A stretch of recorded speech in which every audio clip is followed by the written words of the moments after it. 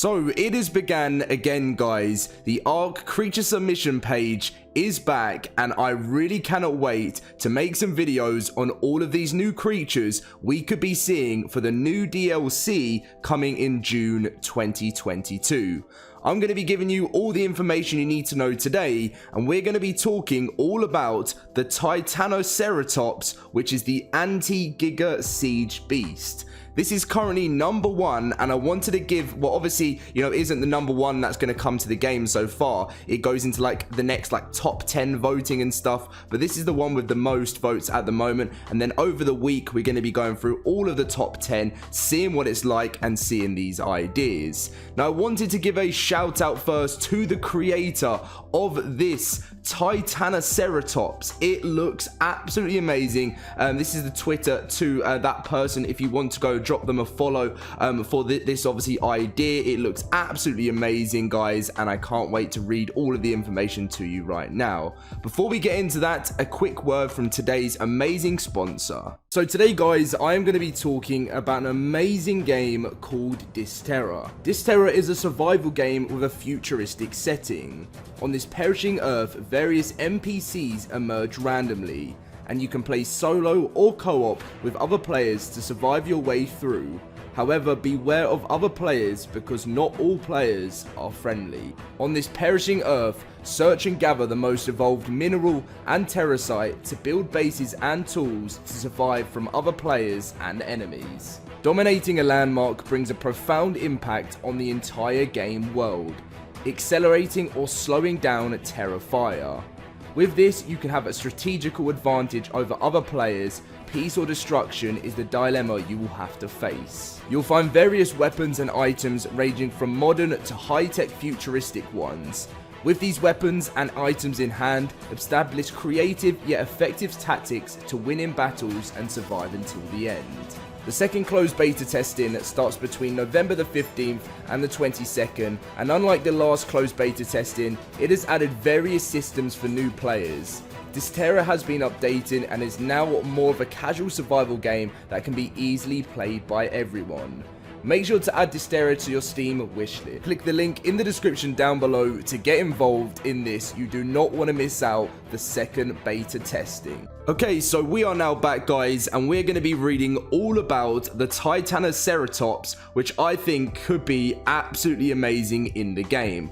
A really awesome unofficial concept art as well from this creator. That's why I really want to show some support and see obviously if this does make it in the top 10. So it is pretty much, it's going quite well at the moment, and there's lots of votes, but obviously this one at the moment has 311 votes even since I started recording this. So my submission for the next ARK vote is the Titanoceratops, a massive powerhouse, being able to easily destroy defenses, breaking through metal dino gates like a battering ram, ignoring all placed traps and fighting off ARK's deadliest creature, the GIGA.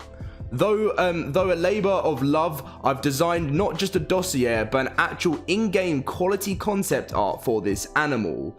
So we've got some abilities. So its main 2 damage abilities are dealing high amounts of damage to both creatures of higher drag weight. Now, before I quickly go into this again, what I forgot to mention at the start of the video is that this is a vote for, there's still going to be another 2 more creatures that come to ARK's DLC in June 2022. You can post your own idea on this, and the top 10 make it into the official game. Well, not all the top 10, but one is chosen from the top 10 to make it into the actual official game. But anyway, back into the abilities. So scaling up as the drag weight scales and dealing high damage to gates and doors up to metal gates. The trade-off for dealing damage to metal is that it must consume raw metal, around 5 to 10 metal per 5 seconds. It allows for a 30-second window to damage metal and has a cooldown that lasts for around about a minute. Though a stance change that makes it slower as a trade-off similar to the Magmasaur's smelting ability minus the smelting. While it does mediocre damage to metal structures in the state, it does high amounts of damage to doors and dino gates, making it effectively a battering ram. As for the as for its Giga slaying abilities, it will be able to resist its Nash and deal higher damage to it, obviously other than other creatures due to its increased drag weight damage. Is also particularly well protected from the front, having a high damage resistance to both its frill and its legs. This paired with an anti-bleed effect and high health make it a great defense against ARK's largest and deadliest creature. Its other prime function is acting as a tower shield for large dinos to the height of a Rex. It's great for effectively tanking huge amounts of bullets and explosives with little damage. In addition, when multiple Titanoceratops are near, they gain a herd buff that increases the damage resistance and gives a buff to nearby saddlers dinos. It, however, does not affect dinos with natural armor like the Reaper and the Shadowmane. It can also pivot in place similar to a rock golem, allowing it to defend against attackers from an angle. Other major abilities of the Titanoceratops are the resistance to pull all placed traps such as bear traps or spike walls. Explosives placed on the ground also deal less damage to it. And when the herd bonus is active, the eye spots on its thrill appear and light up similar to the plate change on the TLC Stego. The rider sits on a saddle latched onto the back of its frill, allowing for a high vantage point across the battlefield. I'm still toying with the concept of adding a second rider on its back as a protective gunner. As for gathering, it's a fairly basic gather of wood, thatch and berries, but has a very high weight and health, making it a good safe pack animal.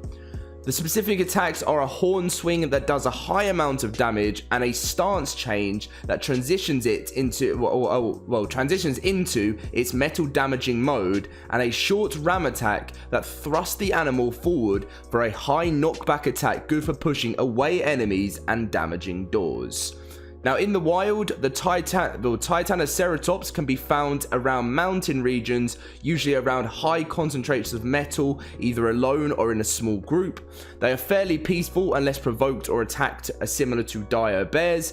They can easily contend with many of the region's predators like Rexes and Sabertooths, although they are ignored by most small predators. They will ignore you whilst wearing ghillie, however they will become aggressive if approached too closely. In the wild they cannot damage metal but can damage stone structures. Taming. In order to tame a Titanoceratops, you need either a catapult or a cannon to knock it out.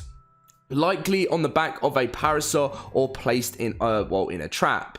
They're not difficult to kite as they're not very fast, so they can be good and less expensive option, but for those looking for a trap, they need to use metal structures. Bear traps are ill-advised as they essentially destroy them when walking over them and completely ignore its effects. As for taming food, you will need exceptional kibble or various crops and berries. They will need a lot of food and narcotics, so pack a fair bit as this tame can wake up fairly quickly. Once tamed, they will act as a beast of burden, a powerful siege beast and living battering ram, a counter to various large creatures including gigas and potentially a boss fighter. Its weaknesses: while the Titanoceratops is exceptionally powerful, it has its drawbacks. It can only fit through I can never pronounce these gates, like behemoth. There we go. I can never say it, and I finally did it in a video. Gates. I always just go for the large gates when I'm in game. We're talking to friends, as its side is on par with Rex or Mammoth. It's particularly slow, and while it can turn in place, it still can't outturn the faster mounts like raptors. In addition, it's a very slow swimmer and it's not advisable to obviously to be around wet environments. Its backside is also fairly unprotected, while even with a saddle, hitting it from behind will deal massive amounts of damage to it. It is also very vulnerable from above and can be taken out by flyers with ease. The rider perched on the high saddle is vulnerable to being grabbed by flyers and to snipe fire, being particularly easy target. It is also fairly weak to fire weapons. Flamethrowers, fire arrows, wyverns and fire pitch catapults will deal a lot of damage to the creature, more so than others. Some final notes. I wanted the Titanoceratops to fill the niche other Ceratosapiens in ARK should have filled. Trikes and Pachyrhinos are particularly weak in the game, and it bothers me that such powerful animals are ignored in favor of carnivores. Do you know what? I actually agree with that.